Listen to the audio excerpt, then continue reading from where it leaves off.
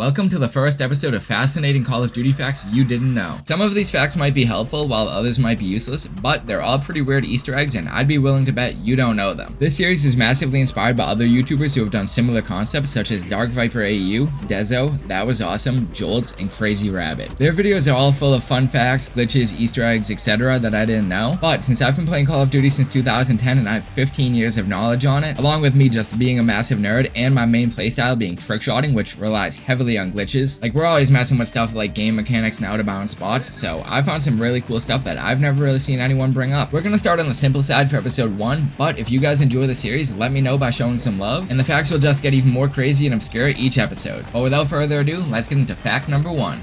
Do you want to level up in Black Ops 6 without the grind? Well, you can use damn mods to get the quickest and safest account boosting services, as well as pre-leveled accounts with all unlocks for all platforms, PlayStation, Xbox, and PC. You can play in bot lobbies to boost your stats fast, max out all weapon levels, and unlock exclusive mastery camos like Dark Matter, Nebula, and Abyss. And if you want up to $100 off your first purchase, you can use code Necca at checkout and they'll get you right. Now, where were we?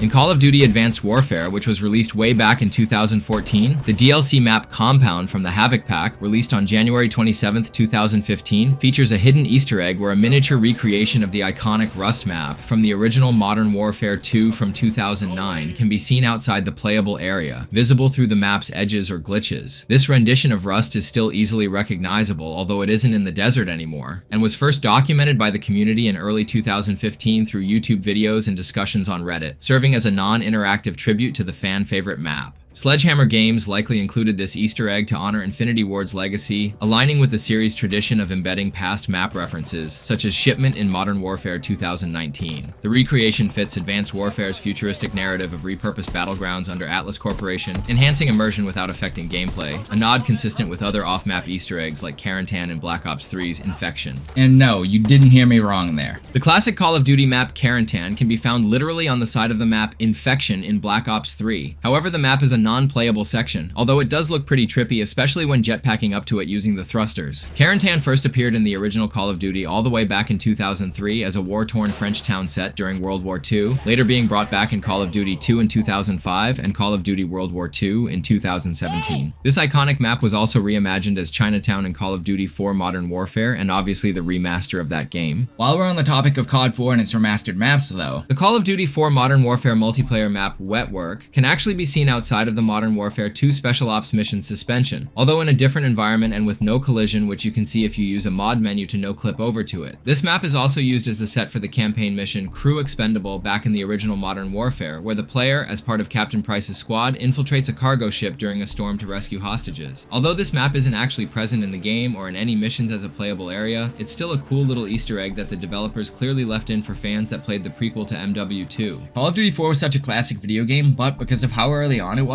was actually full of weird quirks. For some reason, running a foregrip attachment on the M249 saw in Call of Duty 4 vastly increases your hipfire accuracy, although this is not supposed to be an attribute of this attachment and doesn't occur on any other weapon in the game. The grip attachment is supposed to reduce recoil when firing the weapon, while it's actually the steady aim perk that reduces your hipfire spread and therefore increases your accuracy while shooting from the hip. But there was a Call of Duty game between COD 4 and MW2, and that was COD World at War, so don't think we're skipping over that. In Call of Duty World at War's first Zombies DLC map Verruckt, a hidden MG-42 light machine gun turret lies beneath the central fountain, accessible only via no-clip and God mode through a mod menu, hinting at a scrapped turret trap feature. This unused element likely inspired the functional turret traps in Black Ops' Zombies launch map Kino der Toten, released the next year in November 2010. Its placement suggests developers experimented with both interactive and defensive map mechanics that were ultimately cut from the final version. And while I showed you this Black Ops 2 Zombies trick shot I hit years ago that's been freebooted by viral meme pages and amassed millions of views, I humbly invite you to subscribe to my channel for more videos like not only this one, but also trickshotting videos where I'm using these glitches live in action. We're getting close to 100,000 subscribers, so take a chance on me and help your boy out. It's free after all, and if you don't enjoy my future videos, you can always unsubscribe. But now, let's move on to another map that was cut from the release of the game, but ended up being released later on in the game's cycle. In the original Call of Duty Modern Warfare 3 from way back in 2011, the multiplayer DLC map Sanctuary, released in 2012, features an Easter egg where players hear ghostly voices by going prone near gravestones in the cemetery. These voices are linked to the Davis family, who were an American mother, father, and daughter that were killed in a terrorist chemical attack in London that was orchestrated by Vladimir Makarov during the campaign mission Davis Family Vacation. The faint whispers, including cries like "Help us," are distorted audio from the cutscene, emphasizing the family's tragic fate. Don't get too close to Rosie. Sarah, don't go too far.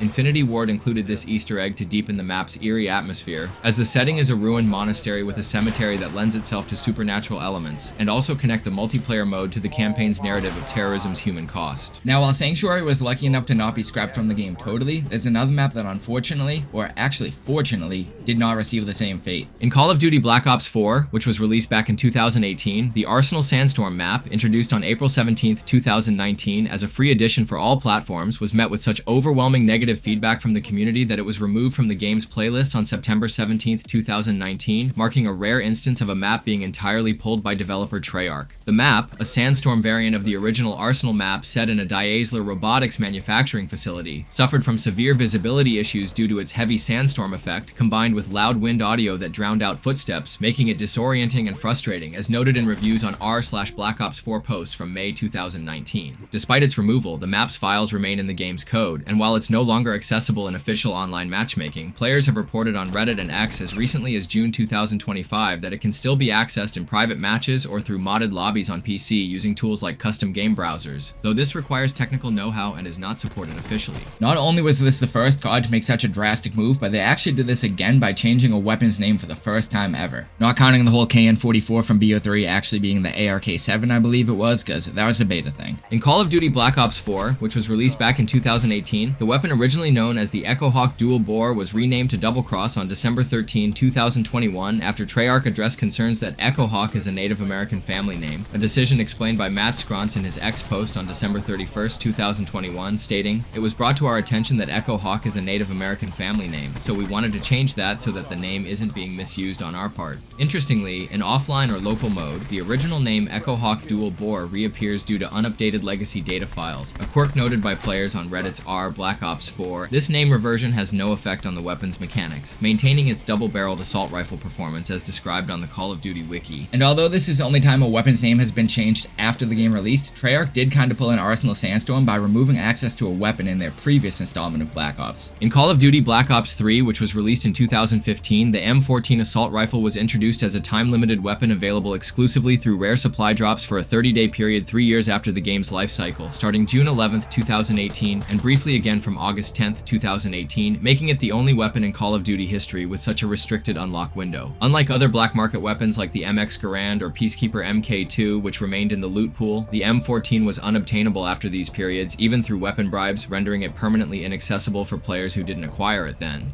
The M14, a semi-automatic rifle with high damage, 2 to 3 shot kills depending on range, high recoil, and a faster fire rate than similar rifles like the Shiva, was also available in Zombies mode via the Mystery Box. Community reactions on Reddit and YouTube highlight its rarity and the frustration of players who missed the window, with some speculating Treyarch used the time limit to test player spending on COD points for rare supply drops, which cost 30 crypto keys or 200 COD points. This move was criticized as a scummy monetization tactic, especially since the M14's exclusion from bribes made it a niche but coveted weapon. This is, as far as I've been able to tell while doing my research for this video, the only weapon in COD history that was time limited to unlock. But wanna know what developer didn't pull a scummy move? That would be Sledgehammer Games. In Call of Duty Advanced Warfare back in 2014, the Gingerbread exosuit, a cosmetic customization option for the game's exoskeleton, was added as part of a Make-A-Wish Foundation request by a terminally ill boy named Julian. Michael Condrey, the game director at Sledgehammer Games, revealed via Twitter in October 2016 that Julian specifically requested a holiday-themed gingerbread man design, with his name written in icing on the suit, which was incorporated into the multiplayer mode through supply drops. The suit faced significant backlash from players for its whimsical appearance, which clashed with the game's futuristic military aesthetic, but the revelation of its heartfelt origin led to widespread regret among fans, with some expressing guilt for criticizing it, as seen in Reddit discussions and YouTube reactions. However, nothing sparked more debate over on Call of Duty Reddit and old gaming forums than a children's toy, believe it or not. But before I tell you about that, we are officially halfway through the facts in today's video, so if you've watched this far, you're clearly interested in the first episode, so please drop a like rating to show me you want more of these videos. They're probably my most time-consuming videos to make, but if y'all enjoy the facts, I got plenty more where these came from. And as a matter of fact, the next 10 facts are even crazier, so let's get into those. On the multiplayer map Lockdown in the original Call of Duty Modern Warfare 3, if you fly behind this window in spectator mode, or by using a mod menu to no-clip over here, you'll find a teddy bear hiding up there, swagged out with golden Desert Eagle pistols. However, this isn't the only teddy bear you'll find on the Call of Duty series, one of the most famous probably being the one on the roof of High Rise in the fan-favorite Call of Duty Modern Warfare 2. COD developers hide teddy bears as Easter eggs across various games, starting with Call of Duty Finest Hour all the way back in 2004, to add a layer of intrigue and emotional depth, often symbolizing the human cost of war, such as abandoned children's toys in war-torn settings like Carentan or Pripyat. Babies. Lots of babies. This is easily the creepiest thing I've ever seen.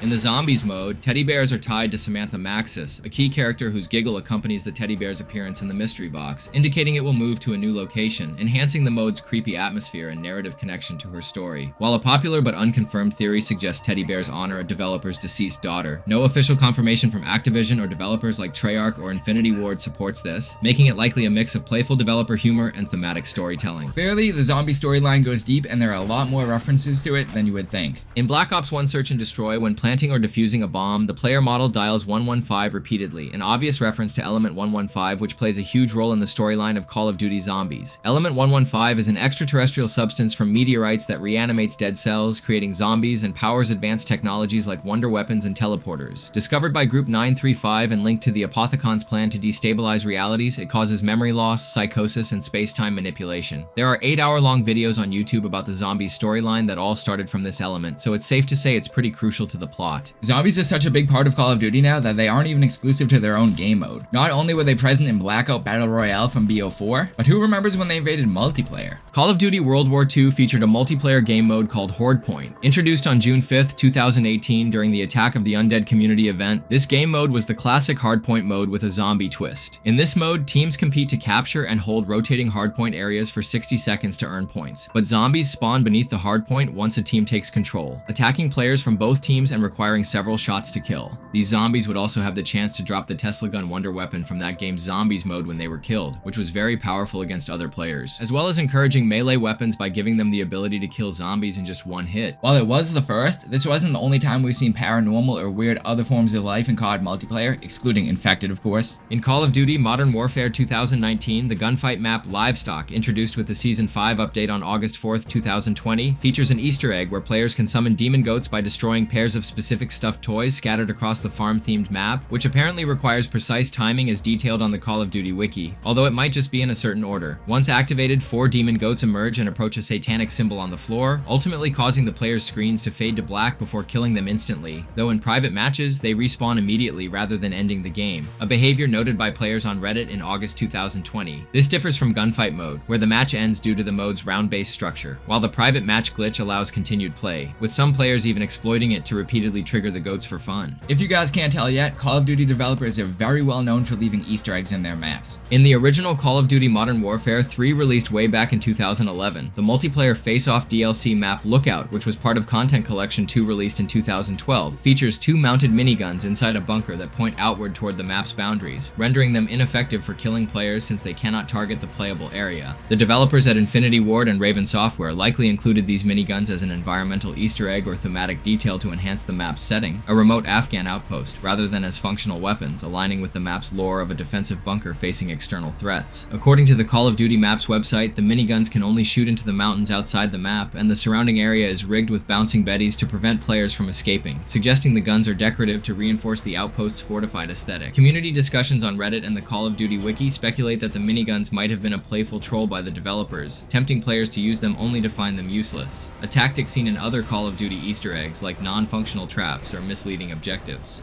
Alternatively, they could be a nod to Raven Software's involvement, as the map includes their signatures, for example, campers don't last long in these parts signs, and developer photos, indicating a personal touch rather than practical gameplay intent. No official developer statement confirms the exact reason, but the minigun's placement likely prioritizes immersion and humor over utility. There's also some feats that you can accomplish in Call of Duty that you can actually only accomplish on certain maps. In Call of Duty 4 Modern Warfare, players can destroy an enemy attack helicopter by sticking C4 to it when it swoops low enough on certain maps. This requires precise timing to throw the C4 and ultimately isn't worth it because it won't take down the helicopter unless it is almost destroyed. The helicopters have a base health of 1,100 and each C4 only does a maximum of 250 damage, and that's with the Sonic Boom perk 2 on your class to do extra explosive damage. The tactic is challenging due to the helicopter's movement and brief low altitude moments, making it a rare but rewarding play that is only possible on certain maps, such as Overgrown, so don't think you're going to be pulling this off on Bog. While it is not possible to stick the C4 to helicopters in Modern Warfare Remastered, which was tested by Nero's Cinema back in December 2016, you still can damage the helicopter with C4 if it is detonated close enough for the explosive radius to affect the helicopter's hitbox, but this requires even more precise timing as well as for you to detonate the C4 using the double tap reload button method. And while we're on the topic of bombs and killstreak rewards, I bet you didn't know this next fact. In Call of Duty Black Ops Cold War, the artillery strike is a score streak requiring 3,000 points, allowing players to call in 3 targeted explosive strikes with a 30-second cooldown, where players designate 3 locations on the map for the strikes, which deliver powerful area of effect damage, making it effective for clearing objectives or enemy clusters, though its delayed impact gives opponents time to evade. What most people don't know about this score streak reward is that you can in fact just deploy 1 or 2 of the total 3 strikes and then save the others for later in the match. Despite its utility, a known bug can prevent players from using saved strikes after stowing the streak, as the cooldown begins immediately, limiting strategic flexibility. In Zombies, this is not possible as the artillery strike functions differently, delivering 3 consecutive strikes at a single location rather than 3 separate ones, making it a potent tool for clearing hordes in a focused area, especially during high-pressure moments like exfil. However, this isn't the only killstreak reward that has behaviors that the average player wouldn't know about. In the Nintendo Wii version of Call of Duty Black Ops, released back in 2010, the Ghost Pro perk uniquely grants players complete immunity to attack dogs, causing the dogs to ignore them, unlike other platforms where this protection is absent. The Ghost perk, a Tier 1 unlock, hides players from spy planes, while Ghost Pro, earned through challenges, also counters sentry guns, SAM turrets, and infrared scopes. The Pro version of this perk also hides the player's name and red crosshair when targeted by enemies. However, the in-game description inaccurately suggests Ghost Pro protects against all automated kill streaks, but on Xbox 360, PlayStation 3, and PC versions, it explicitly does not protect against attack dogs, SR-71 Blackbirds, or weirdly enough, motion sensors apparently, which is something I never would have thought until doing my research for this video. This Wii-specific feature, noted on the Call of Duty wiki, likely results from a programming oversight or intentional tweak due to the platform's limitations. However, in the future, in year 2187 to be specific, hardware limitations are the last thing a Call of Duty player is going to need to worry about. You can actually customize the Jackal in Call of Duty Infinite Warfare, which released back in 2016. The Jackal is featured prominently in the campaign as the player's customizable spacecraft, and is a highly advanced tri-positional wing fighter jet capable of combat in both air and space, originally developed as part of India's space program in conjunction with the Solar Associated Treaty Organization, as detailed on the Call of Duty wiki. Players can personalize the Jackal by accessing the customization menu at the Retribution Safe House or during mission loadouts, where options include changing its paint scheme, for example default gray, camo patterns, or special liveries like the Reaper design, adjusting weapon loadouts, for example 2 Gren 30mm, 2 Pathfinder 50mm, or 8 AGM missiles, and upgrading its performance stats like speed and maneuverability using salvage earned from missions. Customization also extends to cosmetic upgrades such as decals, emblems, and pilot call signs, allowing for a unique aesthetic that reflects the player's style, with some options unlocked through campaign progression or the terminal.